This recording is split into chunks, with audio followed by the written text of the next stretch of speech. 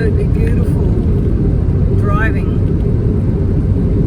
There's all these grasses that are a combination of silvery white and this deep kind of mossy green, contrasting against the brilliance of the green grass. And then all these ant hills. There's been hundreds, thousands of miles of ant hills.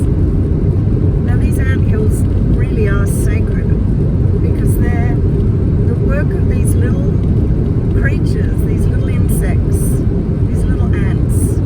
They dig down underneath and they bring all the earth out and they make this mud hill, which serves as both protection and like an air conditioning. It keeps the place cool underneath because they've got all the mud on the top, and then their warren, their little ant burrow nest full of tracks is all underneath the ground. And I've just been so amazed at, literally this earth is full of ants. And ants are fantastic because they keep our earth clean. They pick up all the mess, all the food that's dropped. They clean up after animals have died. Ants are the most sacred little creatures, and people don't think about it much. They just think, oh, they're such a pest. Well, they're not exactly the easiest thing to have in a house, for certain. But really, if we think about what an ant is, an ant's life is very precious. It's precious to the ant. So seeing all these amazing little ant houses, termite nests, or whatever you want, they're definitely ant nests because I've seen all the ants around the nests.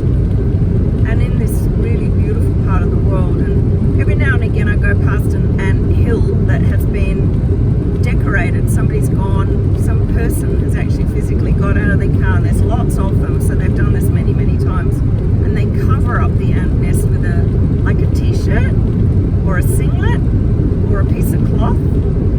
I'm not sure if it's to make it kind of human-like or to protect the actual nest itself. I'm not really sure why they do it, but it's quite fascinating to see.